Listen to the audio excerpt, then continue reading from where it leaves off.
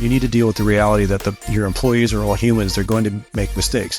What's important is how fast do they recognize that mistake and how well do they manage that once they made that mistake. How many people go through life doing work they really don't like, but every day dreaming of, say, working in the aviation industry? They say it's too late. They think it would be too hard. They think it would go against conventional norms. If you never go after what you want, you'll never have it. This is Fly the Transition. Join us as we soar through the captivating stories of individuals embracing a thrilling journey into the aviation industry. From pilots spreading their wings to mechanics fine-tuning the engines and a myriad of industry professionals, each with a unique tale to tell. Get ready to dive into the diverse backgrounds, the pivotal moments that propelled their leap, and the sheer determination that transformed their aspirations into reality. We're not just about dreams. We're about making them take flight. Welcome to Fly the Transition. And now your host, Jim Schilling. Hey everyone, welcome back to Fly the Transition, the podcast where we'll explore the journeys, challenges, and triumphs of changing careers into aviation. Today we're diving into part 2 of my conversation with Seth Bunker, a former Sim Instructor and captain with Endeavor Air. If you're curious about what to expect during the full motion sim portion of your initial airline training, this episode is going to be packed with insight for you from someone who did the job of instructing in them. But before we jump into that, just a few quick updates. First, I want to give a huge thank you to everyone who's reached out lately. There's been an outpouring of support and interest from people to be featured guests on the podcast. I've got a solid lineup of interviews on the way and some amazing stories, and I'm really pumped to get back into the full-on interview mode of making this podcast. So for those of you who are not familiar, a little peek behind the curtain of podcast production, I typically a few times a year will solicit interest for interviews, and then I'll schedule them in like big bulks. So I'll do several interviews in short order so that I have them in the can and I'm ready to go when life gets busy. So I'm in that mode again, and it's just exciting for me to sit down and talk to people and hear the great stories and inspiration they can provide to people looking at changing careers into aviation. Now, for those of you I've been scheduling with and are listening now, you already know the deal. The last 2 weeks hit me pretty hard with work, and between long hours, challenges there, my aviation content took that hit, where I've been unable to make anything for the better part of 2 weeks. In fact, this is my first day off in about 2 weeks.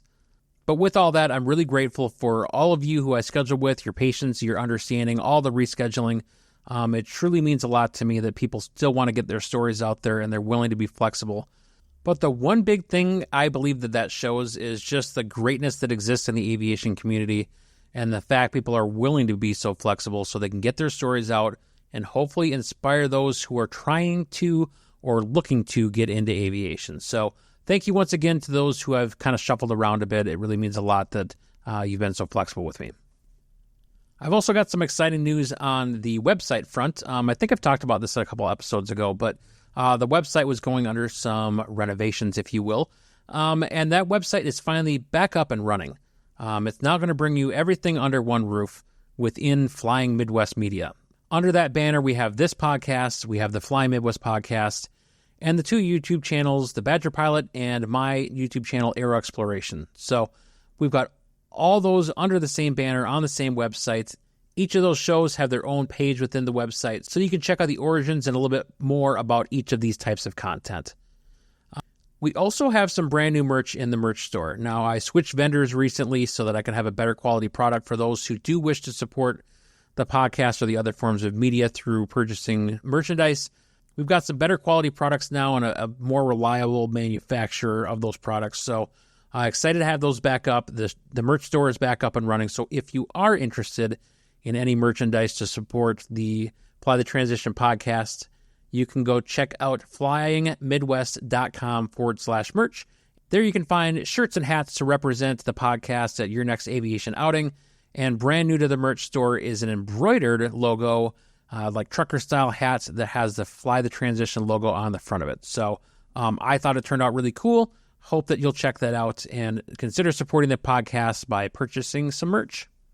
And finally, before we get into the interview itself, I just want to take a quick second to read a review that I got recently. This comes to us from Lance via the website, and he says, "Dear Jim, I came across your podcast the other day, and I just wanted to reach out and thank you for what you do. I'm currently in my 24th year of working as a public safety professional. I'm also a private pilot, although not current, and I'm in the exact spot that your podcast addresses. I'm really considering the end of my public safety career and a potential second career somewhere in aviation. Your podcast is exactly what someone like me needs to help navigate this dynamic.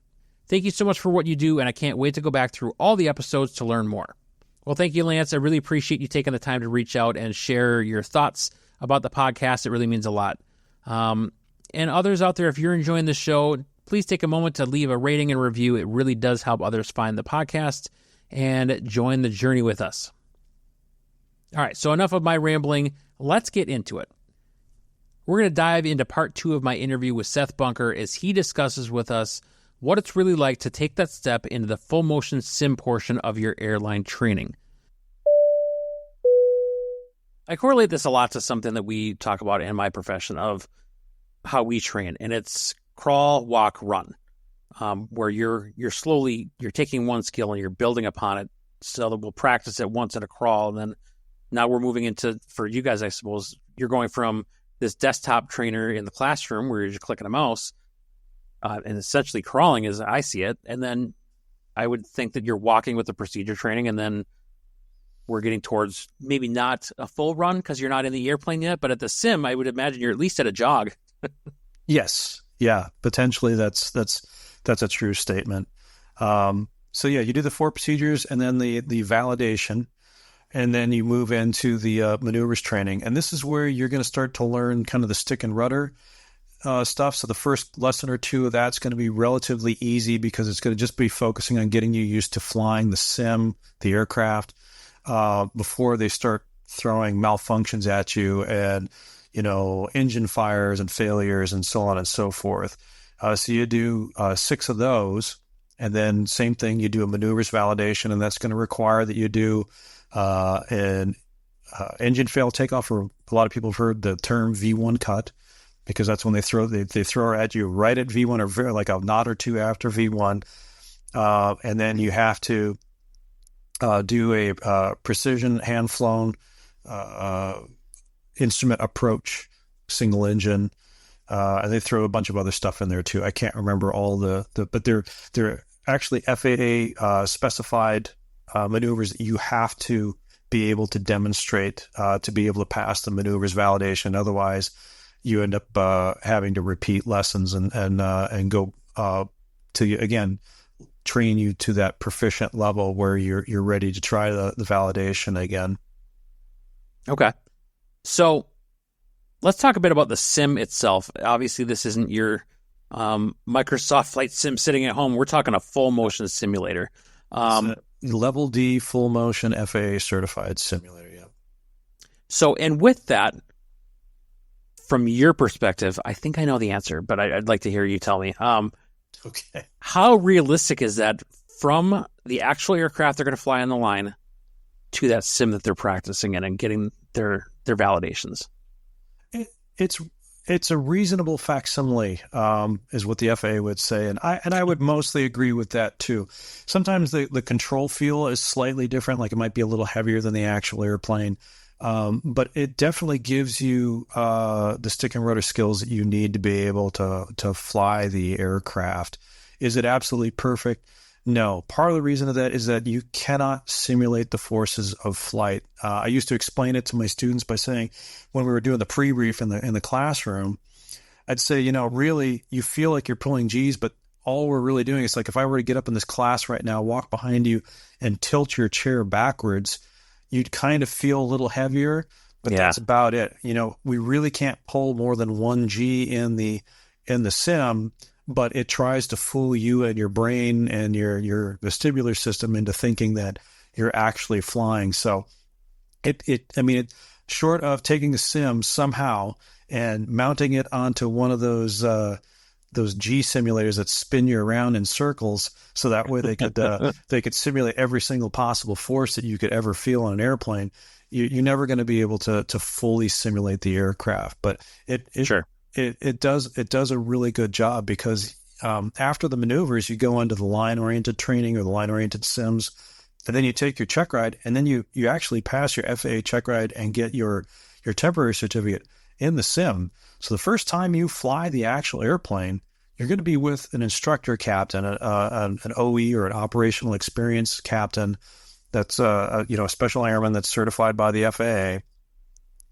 But you're gonna have passengers in the back. You're gonna have paying customers in the back of the airplane the very first time, and you're gonna have your certificate with the ink still wet on it when you've got paying passengers at the back of the airplane. So the FAA has determined, and we've demonstrated for many, many years now, that you can certify pilots to a high degree in a sim, and then safely, take the traveling public around the world.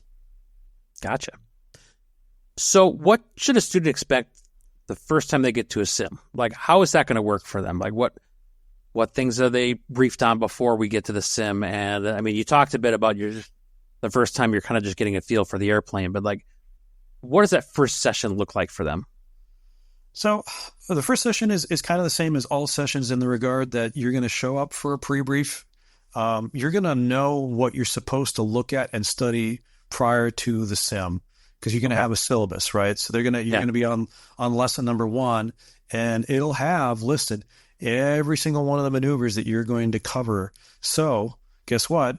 Put on your pilot pants, read through the book, and look at that stuff, because that 1 hour pre-brief, mostly what I'm going to be doing is I'm going to be asking you questions and seeing what you know about the maneuvers we're going to do today, to see if you actually did your homework, if you studied and prepared like they were supposed to. Again, and I know that this sounds like a broken record, but I really feel I need to say this over and over again, because it was things that we would foot stop, and then students wouldn't listen, and then it would end up biting them in the butt. But this isn't private pilot days. When you showed up for a lesson, your CFI would say, hey, I want you to, before our next lesson, I want you to look this up in the Jeppesen manual and read these chapters and stuff like that.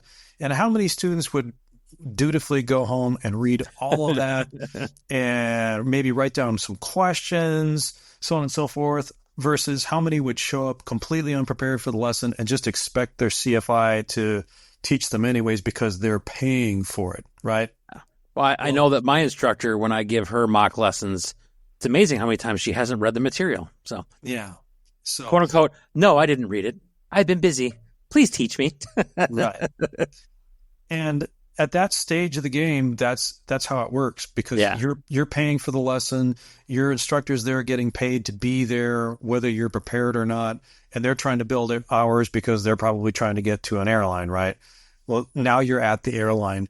You're being paid to be there, to study, to follow the syllabus, and show up prepared, not show up unprepared and have your instructor spoon feed the information to you, because there's not enough time for that. Right? Yeah. Again, airline, money, time, money. We're trying to make a profit. So when you show up, the sim times are scheduled very close with no slop. So you show up for the pre-brief, you need to be fully prepared for it. And if you don't understand something, fine. Write it down. Write down all the things that you didn't understand, so that way we can cover that during the pre-brief. But I've only got 1 hour to pre-brief you. Then we're going to take a quick break, use the bathroom, whatever, jump in the sim. We're going to do 2 hours, knock out all the maneuvers. Then we're going to take a break, swap seats, and we're going to go back and we're going to do the whole thing all over again, rinse and repeat. And then we're going to debrief it for about an hour after that. What you learned, what you need to work on, show you where stuff is located in the books. If there was some sort of misunderstanding on one of the maneuvers or something that, this other guy in my class told me, is like, okay, that's great. And I get that they might be a lesson ahead of you or something like that. But what does the book say? Well, let's look that up. See right here where it says, thou shalt do it this way? Okay. Remember that you're an airline pilot and that this is a job and you're being paid to be here, and it's not your airplane, it's their airplane and their passengers, and they want you to do it their way. The book says you'll do it this way. This is your reference material for how you're going to do it. So I like and respect that you've got friends and that they're trying to help you out, but that was the wrong answer. So here's where it is, and commit that to memory going forward. And now here's the expectation for your next lesson, to make sure that you look at all this other stuff so that way you show up for the pre-brief prepared. Most places do have the, I shouldn't say the authority, but the instructor, if the student shows up so badly prepared that the lesson's going to be a waste, they usually have the authority to be able to call management and tell them, hey, I'm going to send these guys back to the hotel because I'm not going to waste the sim time on these guys. So that's one of those things, you talk about people worried about failing a test or having a life event, and they don't want to get in trouble and everything like that. Showing up completely unprepared for a lesson where you're going to jump in a sim for 4 hours, that they're paying for that sim. You're not paying for the training. You're being paid to be there. So it's a big expense to the company. And then you show up completely unprepared and they have to send you home. That's not a good look. And that's not a good way to further your airline career either. Sure. So we're talking fairly extensive days with this. It's not like you show up, you do an hour in the sim, and off you go to your next thing. It's like, for each of these lessons, are we looking at a similar time frame for each of the sessions they have to do? Every lesson is timed the same way. It's going to be a 6-hour footprint as far as the pre-brief and the post-flight brief, but you're going to typically get 4 hours in the sim. Now, that might change a little bit airline to airline, but roughly speaking, that's about right. And a lot of times you'll swap halfway through and then repeat all those, and then you'll kind of keep alternating every day as to who goes first. Okay. So that way they can, spread the pain out, so to speak. Yeah. If you will. And that's kind of what I meant by, you're not drinking from a fire hose. You've got the fire hose aimed at your face, and I'm telling you, good luck breathing, because, that very first lesson's pretty low key. Because again, it's just kind of an intro. You're going to do some takeoffs, some landings. We're going to have you do climbs and turns and so on and so forth. But it ratchets up very, very fast. And if you're not showing up prepared where you did your homework the day before, and then you have troubles or issues during that lesson, maybe you made it to the standards and you're considered proficient, but you're right on the edge of proficient. And during the debrief, I say, hey, you need to study this a little bit more, work on that, so on and so forth. Oh, and by the way, tomorrow is your next lesson. So let's open up the syllabus. Here's all the stuff that you also have to be fully read up on and prepared for tomorrow. So that way, when you get into the sim, you don't have a disaster like you had today, and you can feel more confident moving forward. So the more you show up unprepared, the further and further you fall behind, I suppose. And they run these sims all hours of the day. I was showing up sometimes 4:35 in the morning to start a pre-brief, and then jumping in the sim at 6.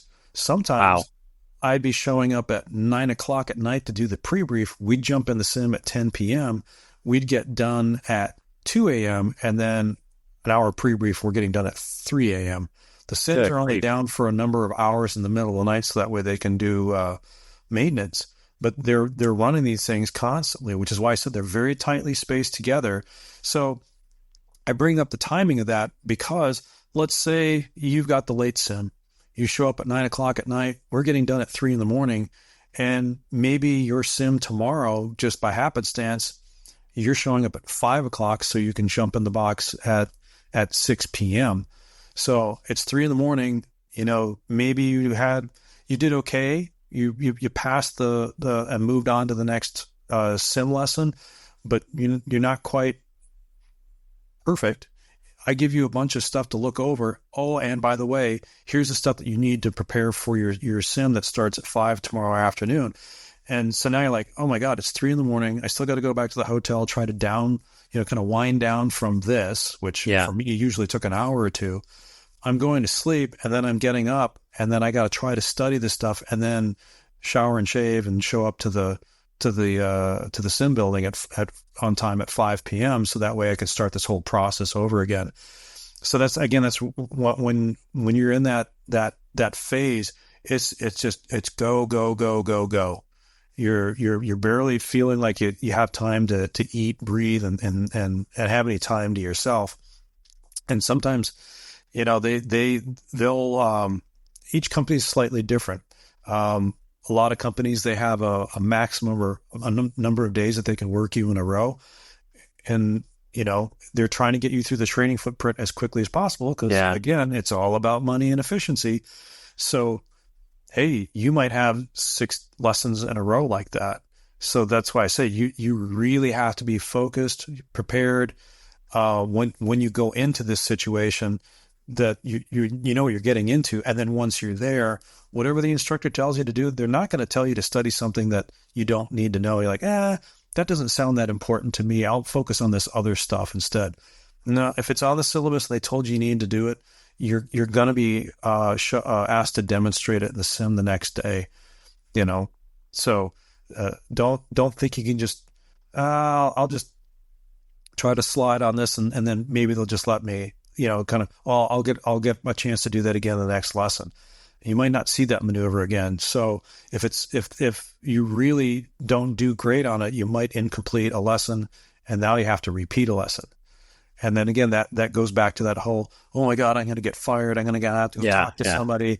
And of course, that mental state does nothing for your learning capabilities at that point. So if you go into it fully eyes open and knowing that, it's really hard and it's really challenging, but a lot of people do it, and we have a very low washout rate.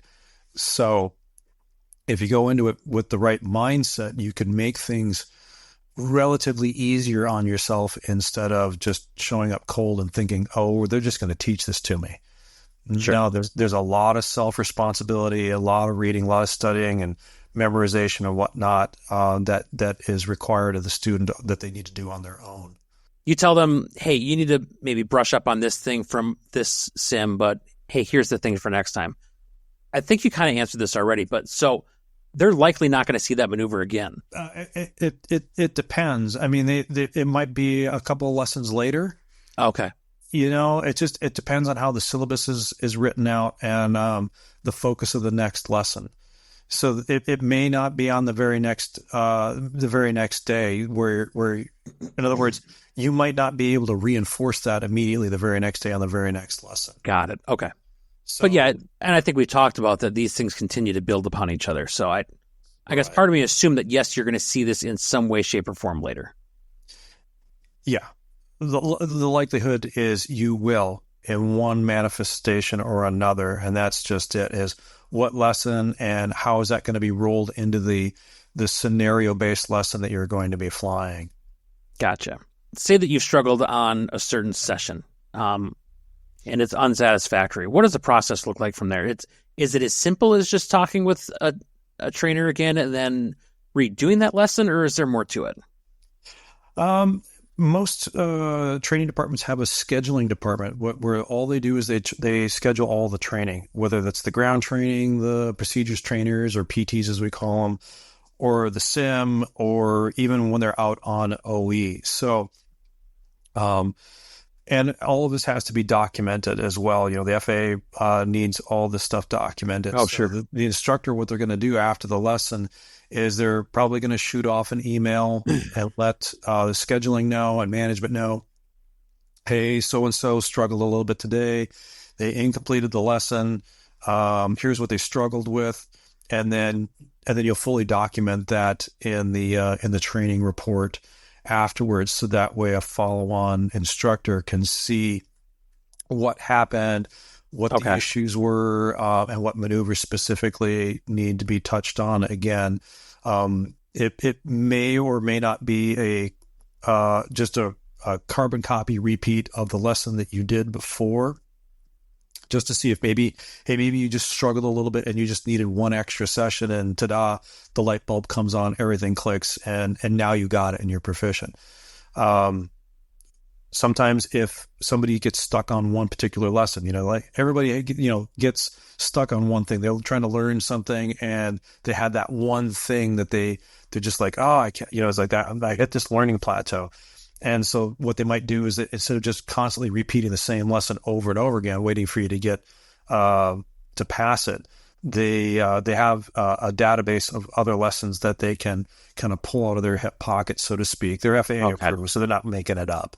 Right. But they have some old lessons that they can pull out that uses that same maneuver potentially, but in a slightly different context to try and attack it from a different direction and see if you can figure it out and get the clue light to come on. Okay. So what are some of the most common errors that you do see people struggle with when they're in the sim?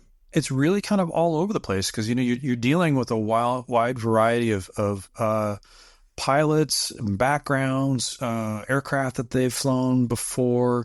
I wouldn't say that there's one specific area where it's like, aha, there's this one maneuver that everybody has the same problem with it. Everybody's got their own little challenges when it comes to getting over that, whatever their learning plateau or a blockage is. So I wouldn't say that there's one particular thing that I could say, hey, do it this way and you'll be successful the rest of your life. I wish there was one, but there really isn't one. I guess a similar question to that. Are there any areas that you see people coming in a little bit more apprehensive or stressed about, whether that's warranted or not? So I feel like you set me up for this because we talked about V1 cuts. Yeah, very much so. V1 cuts before because everybody panics about that. I think that that's probably one of the bigger ones, where the engine fails and it's on fire and everything like that. And there is this sense of urgency that they feel that they need to do something. They need to do it now. Okay. But it really kind of goes back to the old adage of, aviate, navigate, communicate. That old thing, huh? Take things one step at a time, or, it's a big elephant. We can't eat the whole thing at once. It's going to be a whole bunch of small bites that we got to eat the elephant. So, with a V1 cut or like a go around, it's a takeoff with a couple extra steps thrown in. But it's amazing how many people panic because they're like, oh, it's this other thing. It's like, well, no, it's still a takeoff. But we've just thrown in a little bit of difficulty for you, but we still want you to perform a takeoff. Maybe the call-outs, there's a couple additional ones that are added in there, but it's still the same takeoff. It's not a whole new different procedure. So just fly the airplane, trim it out a little bit. I always found that with a little bit of rudder trim, that the CRJ, once we finally got it accelerated and cleaned up, it basically flew like a sluggish CRJ, but it flew just fine.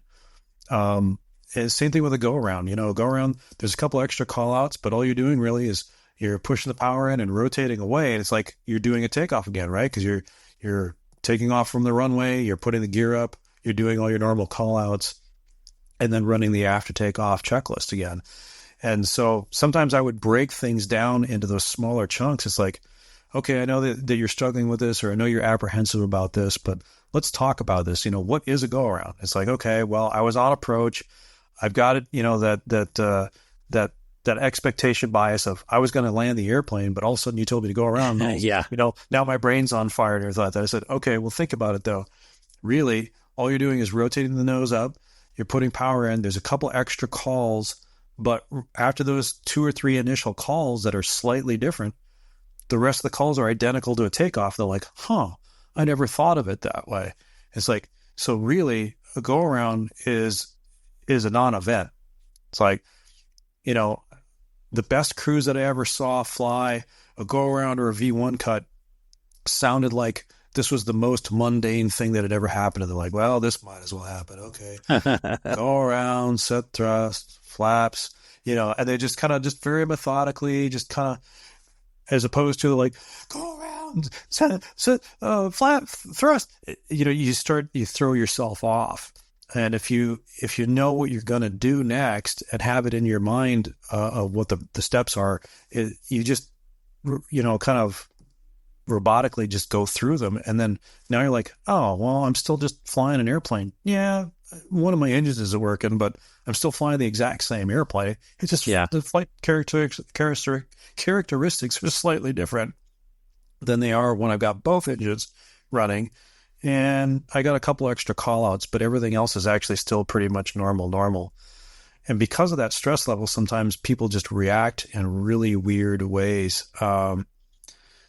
You see people just kind of lashing out and wanting to do something in a big hurry without really any thought process.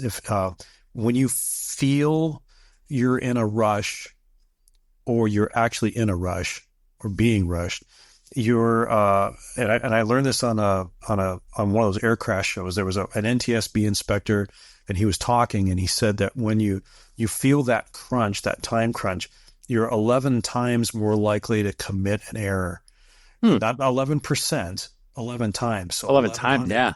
So 1,100% more likely to commit an error, and it could be a big error or a small error and everything in between. And so I always ask my students, because most of my students were prior CFIs, right? So I'd ask them, I'm like, okay, remember sitting in the right seat, you're watching your student struggle on the left seat, and you could tell that their stress level was going up and they were getting behind the airplane and stuff like that. And all of a sudden their hand just, shoots out and then does something that's completely wrong for that phase of flight. And you kind of look at them and you go, why did you do that? And the student looks at you and goes, I don't know why I did that. Even while I was in the middle of doing it, I'm like, why am I doing this? This is completely wrong. It's because you get that sense of urgency to do something, anything, but do it right now. And so if you don't have that solid procedural knowledge, that understanding of all the systems, know the phase of flight, and just calmly fly the airplane, you're more likely to just lash out and do something. Yeah. And potentially it'll be something wrong, and it could be something really wrong, or it could be a minor error. But either way, the more zen that you are while you're flying the airplane, the easier it is to fly. But, because you just watch that. You watch the student get more and more and more and more frustrated. And the dividends start to diminish pretty rapidly at that point. And you can just see that learning is no longer occurring, and that you're actively watching regression happen in front of your eyes. Sure.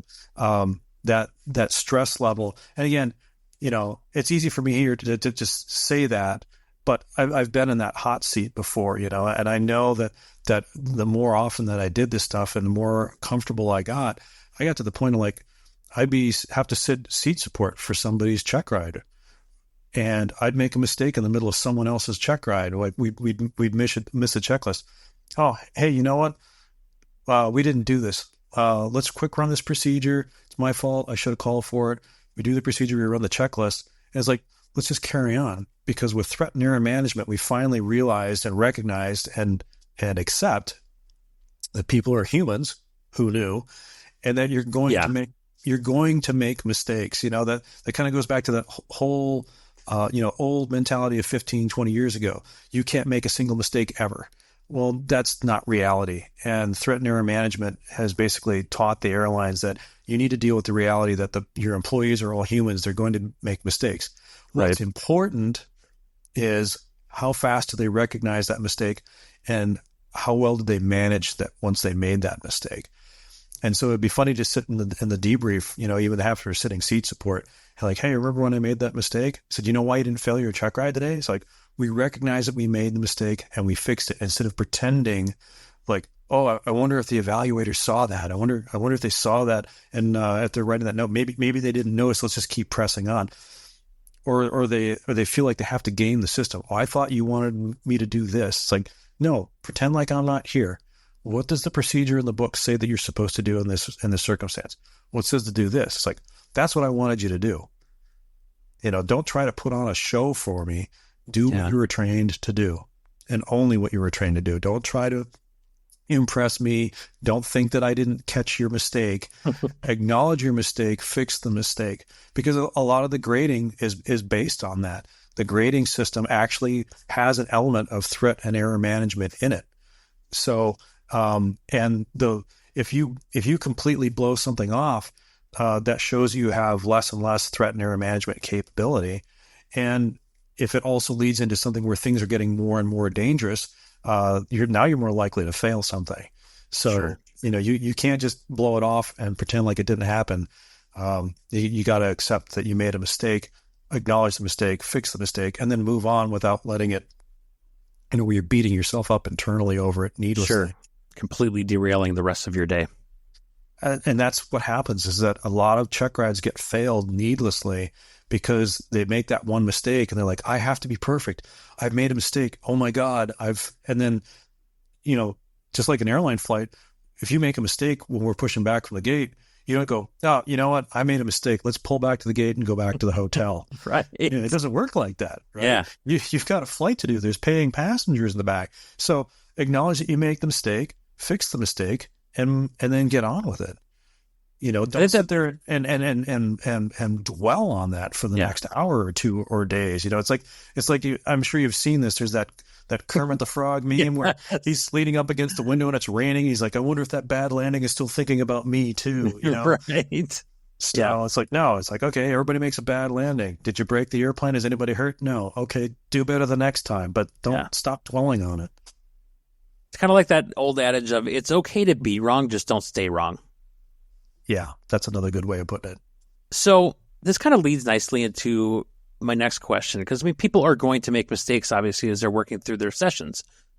As that sim instructor, is this more of an evaluation role where you're watching and kind of scoring how they're doing, or is there still a bit of a teaching component? There's very much a teaching component, right? Okay. You need to help them out and instruct them through it. So the difference is that you're not sitting in the right seat or the left seat as their CFI, kind of like demonstrating.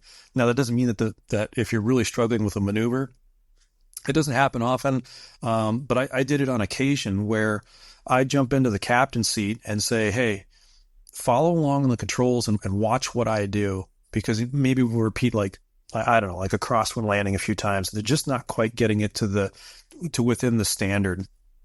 And so I would demonstrate it and I'd be like, oh, okay. It's like that really would help them see, I would talk through it too. It's like, okay, here I'm doing this now. And when I'm looking outside, I'm looking for this visual reference and so on and so forth. And then that would typically help them out and they would, do really well the next time. Maybe not perfect, but sometimes that really having someone demonstrate it to you, but you are instructing to a certain point. Now, that's during the maneuvers validation stuff or the maneuvers training leading up to the maneuvers validation. After that, you have to do some extended envelope stuff, stalls and falls and upsets and wake turbulence. But then the next phase of the training is the line-oriented training, the line-oriented sims or LOSs leading up to your check ride. And there's still some instruction, but as you get 3 of those lessons, and then you take your FAA check ride. So the first one is going to be instructor intervention. The next one's going to be less. And then the last one, there's going to be very little instructor intervention. That doesn't mean you can't ask questions and stuff like that. But the idea is that very last line-oriented sim that you're doing, that's kind of like your recommend ride. It's like, because we don't want to set you up for failure. Nobody wants to be set up for failure. The instructor doesn't want to set you up for failure. They're like, you know what? Well, good luck tomorrow kind of thing. That's not how it is at all. We want to make sure that you're prepared for your LOE the next day or whatever it's scheduled. So there's less and less instruction to see, hey, are you really at that level now because when you do that check ride, right, can the evaluator, are they there? No. They're playing ATC or, maybe your dispatcher or company or something like that.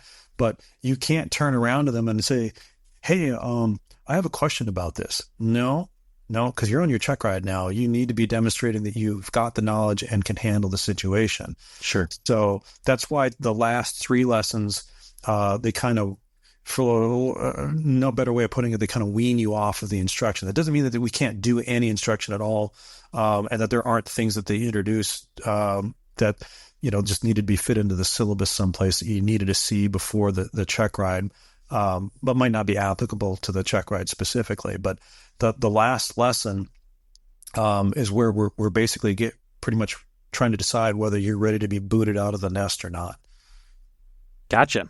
Yeah, that's an interesting way to think of it. I think that there's still enough people out there that think that it's all evaluation based, and I'm constantly being graded and evaluated, and I can't ask my instructor questions during these sim sessions. And So there's a standard to be met for each individual maneuver, and then that maneuver is graded on a, like say a 1 to 5 scale.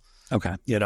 So you're, in that sense, there is a little bit of evaluation, but it's not a check ride per se, but you're being evaluated on the proficiency level of the maneuver that we asked you to demonstrate in the airplane.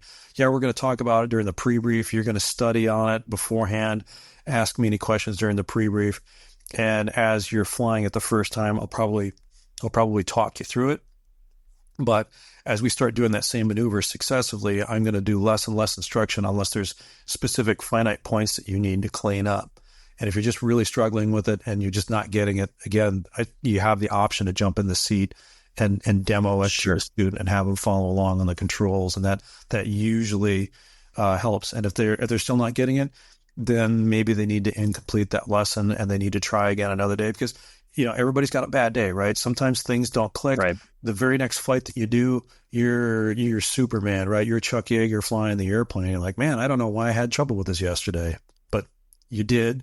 You couldn't demonstrate proficiency to the level that's being evaluated or required, and so you had to repeat the lesson, and now you're fine. And again, don't sit there and dwell on that. Okay, you passed that lesson. Let's move on. Doesn't mean you can forget the lesson and the stuff that you learned in it, but don't dwell on the negative of the lesson and carry that forward, because it's just going to serve to drag you down. Gotcha. So I want to talk a little bit about the joys of having a sim partner. Is that something where, are you partner with somebody and that is your partner throughout all of these sessions, or does it kind of fluctuate a little bit? Typically, they pair you with one partner and you stay with that partner throughout training. Okay. Every airline's slightly different as to how they do that. When I was at Endeavor, they tried to look at everybody's background and tried to pair people up based on their backgrounds and abilities and stuff like that. Okay. I'm not sure I don't know what metrics they used, but they tried to pair people up that were similar. Now, that doesn't mean that there weren't issues where sometimes one student had personal issues with another, or maybe one student was struggling really hard and they made their sim partner really frustrated. I'd see that pretty often, and then what would end up happening is the sim partner would try to become a left seat captain and instructor and try to teach them. It's like, whoa, hang on. That's my job. That's not your job. It's like, I asked him to do this maneuver. If he's making mistakes, I don't need you stepping in trying to correct him because you think that we need to pass this, because you're like, oh, we have to do these. We have to hammer these out. We can't repeat a lesson. I need to see them do it, make their mistakes, and I identify that. And I have to also evaluate and write that down. I have to document every maneuver that's done and grade each maneuver that's done. And if you interject in the middle of it and get them to fix it because you think it's your job to instruct them when it's not, then I can't fix the issue. And sometimes I would run into that. But as far as having a sim partner, study with your sim partner. Don't drive each other nuts. Like I said before, that story about the guy that wanted to study like 18 hours a day and he was driving his poor. So you can't do that. Not everybody's built like that where they want to do that. Accept that your sim partner is also human like you. Everybody learns at different rates. And personality problems. I know it sounds kind of harsh, but get over it. Put your pilot pants on. And I say that because you're going to fly with a whole bunch of captains, different varying experiences and backgrounds and so on and so forth. You're going to fly with captains that you don't like. And so you're at work. You're being paid to be there, be at work. And the company really doesn't want to have to play mommy and daddy and try to deal with, the kids fighting with one another. You need to be a professional at work. Like that doesn't mean you have to hang out with them and go have dinner or have a beer with them after work or anything like that. Leave work in the cockpit and then walk away. And then the next day show up ready to go fly again, even if you absolutely hate that person, Sure. You cannot let it become a CRM issue where it degrades the effectiveness of you to work as a team together just because you don't like the other person or you have, conflicts of some sort or differences. That's why they say you're not supposed to talk about, politics or religion in the cockpit, let alone with all the passengers and stuff like that. Right. So, you're there, you're being paid to fly an airplane and be a professional. All that other stuff is ancillary and leave that at home. So yeah, sometimes there's issues, but no, typically, unless the issue becomes so egregious, they typically will not separate students. And I there was a couple times where I had students come to me and they're like, they were the stronger of the two. And they're like, hey, can you separate me from this guy? I was like, no, that's not up to me. That's up to management. And you can try to make your case to them, but more than likely they're going to have you stick with that your sim partner and work with them, because that's the reality of being at work, out on the line, is you're going to have to work with people whether you want to or not. And also understand that you're not being graded when they're having issues. You've already done your maneuvers. This does not reflect on you at all. And if they have to do a repeat lesson, guess what? You just got a free sim ride because now you're not being graded on it because you're there as seat support. So, got it. So now you just got extra sim time, and that's not counting against you at all. But if you go to management and whine to them because you can't be an adult, that might reflect poorly upon you more than just sucking it up and doing your job. So that brings up my next question too, about a sim partner that might get way ahead or way behind of who they're working with. And I think you covered this a bit with like your job as the instructor, right? Is there something that the sim partner can be doing to help bring a struggling partner back up with them, or is that kind of on the instruction staff? Again, that's really more the instructor. I mean, they can talk, if they want to get together before or after sims and try to study with one another and try to like talk each other through stuff. But once they're in the sim, again, I don't want them coaching the other student, because again, that's my job as the instructor to do the instructing, to make sure that they're meeting the standards, because most of them, they haven't gone into and actually read verbatim what each individual maneuver standard actually is. So I know what that is, or whoever the sim instructor knows what that standard is. And they also know the grading criteria of how to assign that 1, 2, 3, 4, or 5. Okay. So if the other student tries to intervene in the middle of the sim session when I'm trying to observe first, see what they're struggling with, and then offer pointers to try and correct things. If you're jumping in there because you're frustrated or you're doing so much better and you think you're being helpful, you're actually kind of hindering the process a little bit. Okay. Because I need to see what they're struggling with, because that's one thing that a lot of really young instructors, I don't care that you got 1,000 hours as a CFI when you come to the airline. A lot of instructors really have a hard time watching their students make mistakes and then sit back and then kind of sitting on their hands for a little bit to see what they're going to do next. They think that their job is, as soon as they make a mistake, that they need to hop on them immediately and make a correction.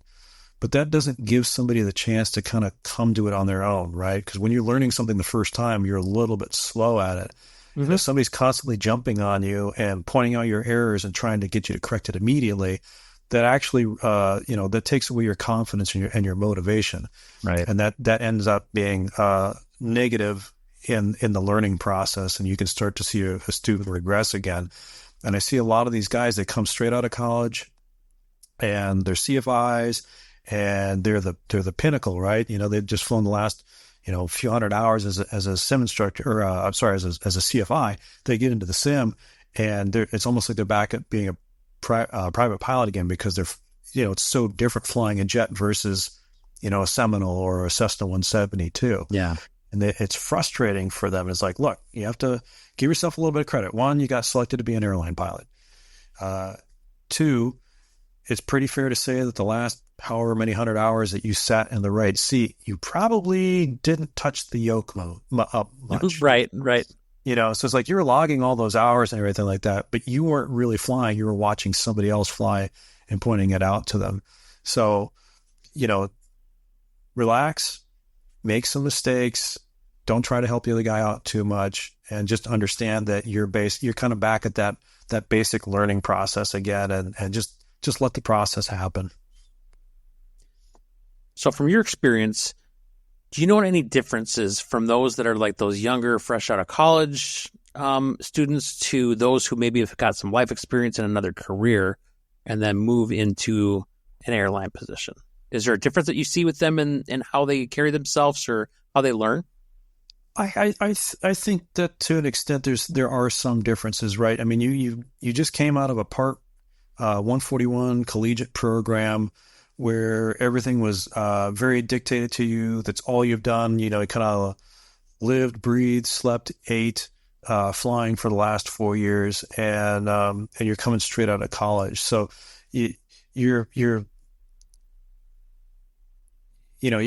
out of college. You're like, oh, I'm a graduate. I'm 21. It's like, how many years out of high school are you?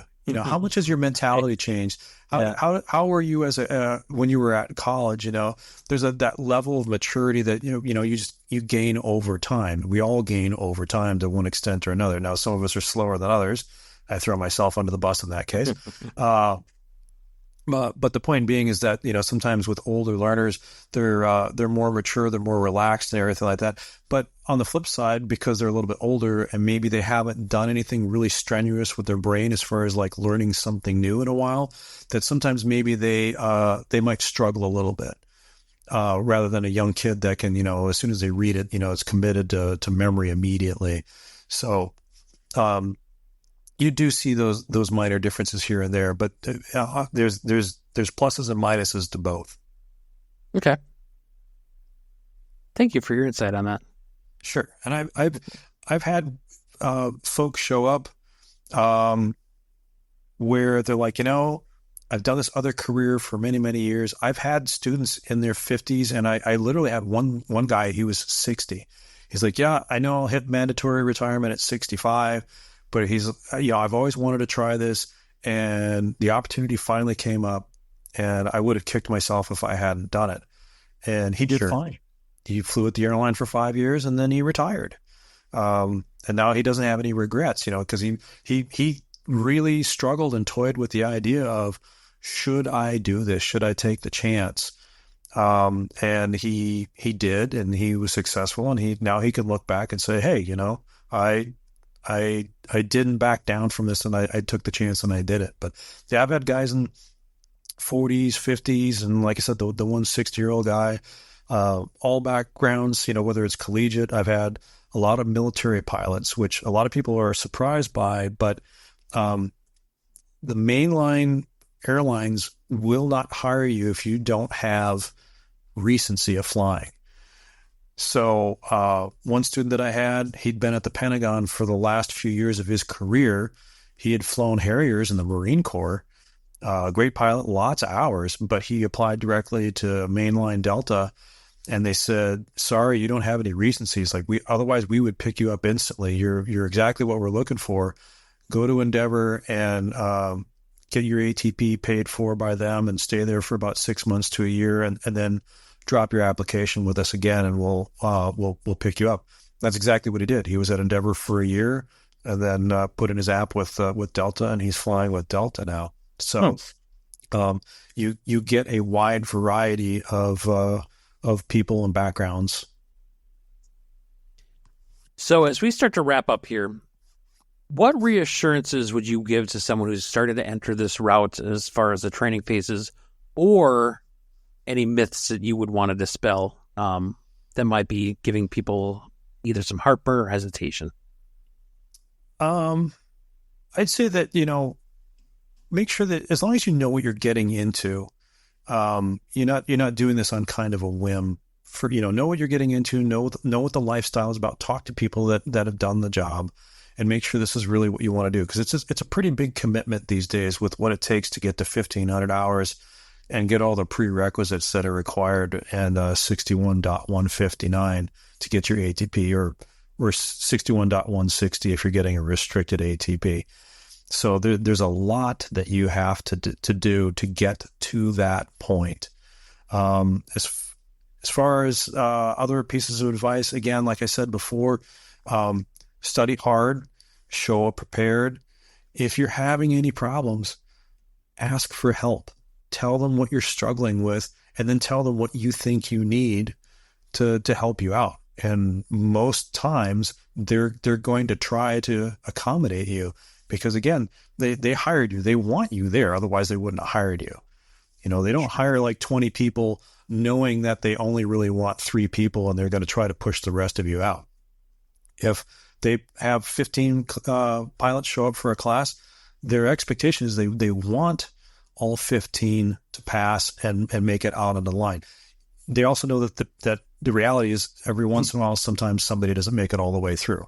Yeah. But they want everybody to get through. They don't plan and say, well, we only really want this many people, so let's hope a couple of them fail or something like that. They're spending money, money's tight, and they're not going to waste money hiring you in an effort to turn around only to fire you on a whim. So ask for any help that you need. If you're struggling with something, if you don't understand something, write a question down, talk to your instructor, talk to management, and see if there's something that they can work with you on to either answer the question or deal with the issue and try to keep you moving through the training. Because again, time's money, and they want that efficiency. So they want you to be successful. They really want you to be successful, and they want you to graduate in the minimum amount of time, while at the same time training you correctly to the proficiency level, so that way you can safely operate an airplane with paying customers in the back. Well, I cannot thank you enough for all of your insight on these topics, and it was kind of last minute, so I appreciate you jumping in with me and going over all this stuff. But this has been really insightful. I appreciate you taking the time. No problem. And if you ever field any questions or something like that, I don't know if people like phone in questions, so to speak, or email them to you. I get emails. Yeah. I'm happy to entertain, individual questions through Jim if Jim's willing to act as a vessel. I don't know everything. I don't claim to know everything. Anybody that does is usually a very unsafe person, and I'll pack up my bags and get off the airplane if they say that they know everything and nobody can teach them anything.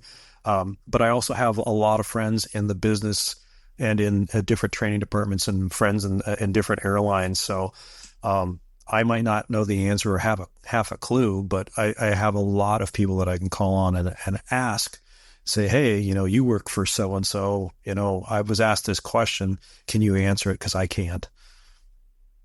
Well, I appreciate that. I'm sure that the listeners appreciate that too. And should I get any questions, I'll pass them on to you. So cool.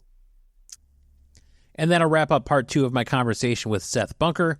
A huge thank you to him once again for coming back on the podcast and sharing even more great insights about airline training, especially when it comes to the full motion sim experience.